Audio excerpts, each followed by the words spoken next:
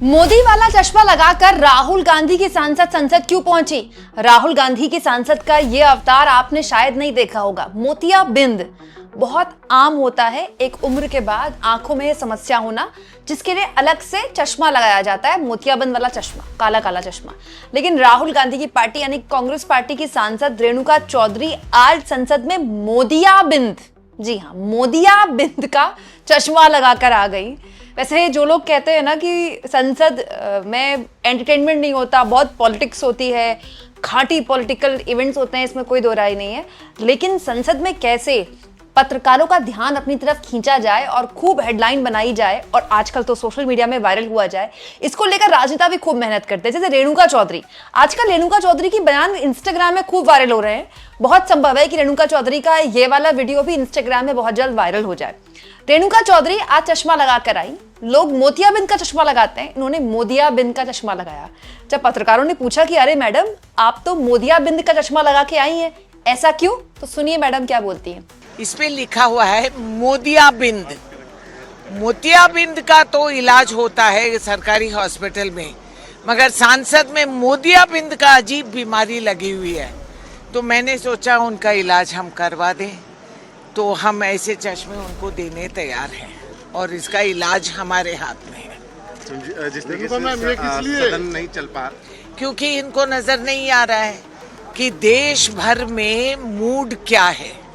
इनको समझ में नहीं आ रहा है कि बच्चों के ऊपर आप हाथ उठा के, बंदूक उठा के, शिकार करके उनसे माफी मंगवा के ये नहीं चलेगा आज के दिन।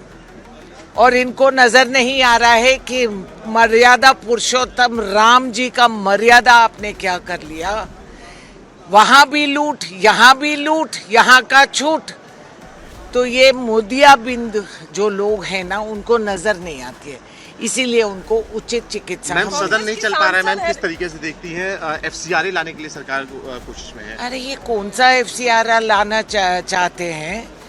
वो लाना चाह रहे हैं तो सोच समझ के, संपर्क करके, ऑपोजिशन से बात करके, एलओपी से डिस्कस करके करना चाहिए।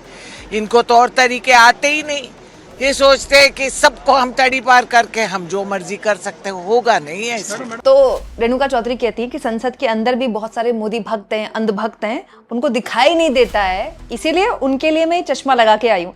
वैसे एक बात तो है कि आजकल रेणुका चौधरी के बयान खूब उन पर मतलब बीजेपी वालों की खूब ट्रोलिंग हो रही है।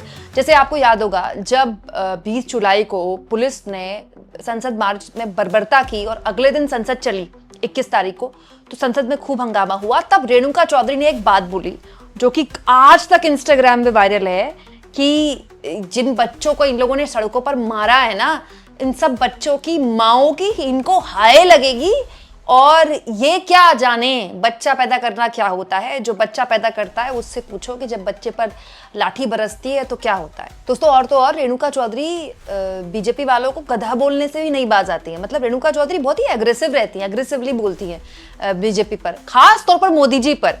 उसकी भी एक रीजन है, वजह है, वो मैं आगे आपको बताऊंगी। लेकिन हुआ क्या था, रेणुका चौधरी ने रिसेंटली बीजेपी वालों को गधा बोल दिया था। याद होगा आपको, राहुल गांधी जब पीएम आवास में घेराव करने के लिए पहुंचे थे, तब सारे कांग्रेस पार्टी के नेता वहां पहुंच गए, लाइन लग गई सबकी। तो रेणुका चौधरी भी पहुंची थी, तब उन्होंने बीजेपी वालों को गधा बोल दिया था। ये गधों को इतिहास याद है तो याद करेंगे। अब आप लोग। अरे हम जहाँ भी जाए यार, देश हमारा है। ये कायर अपने बैठ के पुलिस को बुला के हमें डरा रहे, हमारे इसमें डर नहीं है। और वंदे मातरम को लेकर नया बिल जब लाया गया इसी सत्र में, तब भी रेणुका चौधरी ने बीजेपी वालों की क्लास लगाई थी कि ये क्या जानेंगे वंदे मातरम, हम तो पैदा ही वंदे मातरम बोलते हुए बड़े हुए हैं और इन्होंने तो अभी नया नया सीखा है। वंदे मातरम इन लोगों को नए नए भक्त अब समझ में आए। वंदे मातरम इतना साल के बाद, हम तो पैदा ही से वंदे मातरम गाते थे।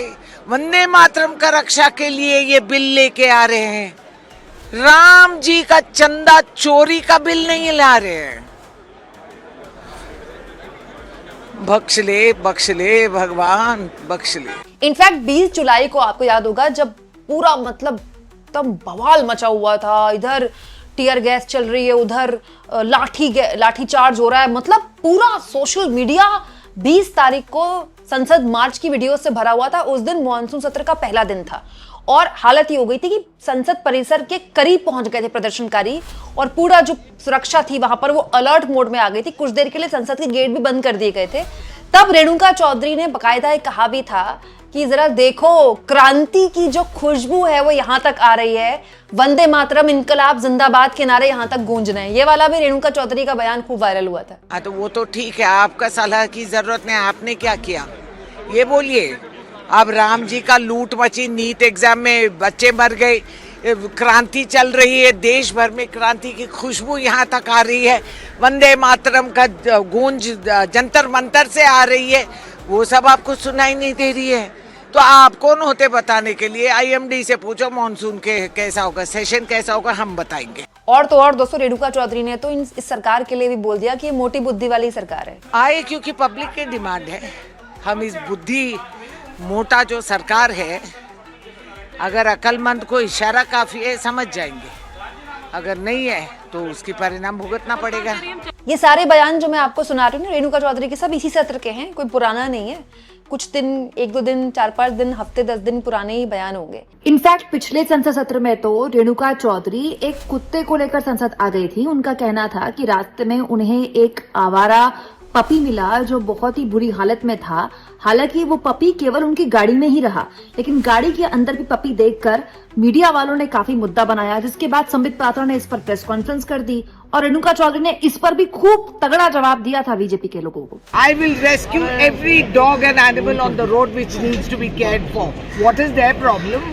कोई नियम नहीं है। वाजपेयी जी आपने कहा था कि बैलगाड़ी लेकर आए थे संसद में। हाँ, ये तो थे, ये फैक्ट है, उसका जवाब भी उनको दीजिए। हिंदू धर्म में कुत्ता को बहुत अहम माना जाता है, बड़े हिंदू का डंडोरा पीटते रहते ये लोग। मैं समझा रही हूँ, युधिष्ठिर जब गया ऊपर, वो कुत्ता ही वफादार। खैर, वफादारी ये क्या जाने।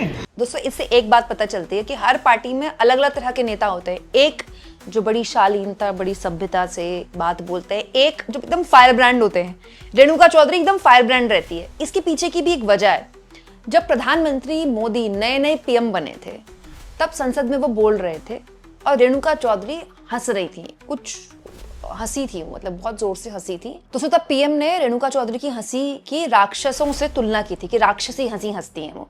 तब रेणुका चौधरी ने उसको भी मुद्दा बना लिया था कि वैसे तो बड़ी महिलाओं के सम्मान की बात करते हैं, क्या मैं किसी की मां नहीं हूं, क्या मैं किसी की बहन नहीं हूं, क्या मैं महिला नहीं हूं कि मुझे इन्होंने राक्षसी बता दिया। उसके बाद से रेणुका चौधरी जिस तरह से बीजेपी पर एग्रेसिव होती है ना, कोई भी नहीं होता कांग्रेस के अंदर। इनफैक्ट दोस्तों, रेणुका चौधरी का अंदाज इतना फनी है ना कि वो बाद में मोदी जी को अपना भाई बोलने लगी थी कि मोदी जी मुझ में रामायण की हंसी देखते हैं और मैं उनको अपना भाई देखती हूँ। तो रेणुका चौधरी का कहने का मतलब ये था कि अगर मुझे राक्षस बोलते हैं बीजेपी वाले, तो मोदी जी भी वही हैं। ये रेणुका चौधरी का ना अंदाज है। दोस्तों, कांग्रेस जब सत्ता में थी ना और बीजेपी जब विपक्ष में थी, तब भी रेणुका चौधरी हमेशा एग्रेसिव रही हैं। बहुत एग्रेसिवली पॉलिटिक्स करती है रेणुका चौधरी। आज राज्यसभा में है तो मतलब उस तरह से इतनी बुलंद आवाज उनकी सुनाई नहीं देती है, लेकिन जब हंगामा करने की बारी आती है, प्रदर्शन करने की बारी आती है, रेणुका चौधरी एकदम फायर मोड में आ जाती है। और इसीलिए आज एक बार फिर से मोदिया बिंद वाला चश्मा लगा कर रेणुका चौधरी आई, तो आज जितने भी पत्रकार थे ना संसद परिसर में मकर द्वार के पास, तो रोज बाइट्स करते पत्रकार, जो नेताओं से बात करते, सबने उनको घेर लिया। रेणुका जी आप कौन सा चश्मा लगा कर आई हैं? अच्छा, वैसे रेणुका चौधरी बोलती हैं तो उनसे पत्रकार बात भी करते हैं तो कम चलाते हैं, लेकिन अब रेणुका चौधरी को भी समझ में आ गया है कि सोशल मीडिया पे वायरल कैसे होना है। और इस पूरे आंदोलन में तो रेणुका चौधरी खूब वायरल हुई हैं, खूब वायरल। तो उनको लग रहा है कि संसद खत्म होने वाली है, आखिर दिनों में और वायरल हो जाए, तो मोदियाबिंद वाला चश्मा बना कर ले आई। अच्छा, वैसे एक और बात बताऊं, रेणुका चौधरी राजीव गांधी के टाइम से लॉयलिस्ट रही है गांधी परिवार की। तो जब भी गांधी परिवार पर कोई भी आक्रमण बीजेपी करती है तो रेणुका चौधरी एकदम एक्टिव हो जाती है। रेणुका चौधरी तो पूर्व में मंत्री भी रह चुकी हैं यूपीए सरकार के दौरान। तो ये भी एक तरीका होता है आला कमान को दिखाने का कि देखिए हमारे पास, हम सांसद हैं, हमारे पास संगठन में कोई बहुत बड़ी जिम्मेदारी नहीं है, लेकिन जब संसद होती है तो हम किस तरह से अपनी भागीदारी दर्ज कराते हैं। अच्छा, दिलचस्प ये है कि संसद के अंदर भी जब रेणुका चौधरी को जब भी बोलने का मौका मिले ना, और सत्ता पक्ष वाले अगर हंगामा करें, तो रेणुका चौधरी एकदम फायर हो जाती है, एकदम चिल्ला के जवाब देती है। और ये वाला जो उनका बयान था कि हमसे बोलते हैं बच्चा पैदा करने के लिए, जिनके बच्चे होते हैं उनसे पूछो जब लठ बरसते हैं बच्चों पर तो क्या बीती है, ये वाला तो उनका आज तक बयान वायरल होता है। दोस्तों, आपको क्या लगता है? अमूमन इस तरह की चीजों के लिए ना बीजेपी वाले फेमस हैं। कमेंट बॉक्स में लिख के बताइएगा, और जितना हो सके दोस्तों चैनल को शेयर भी करें और सब्सक्राइब भी।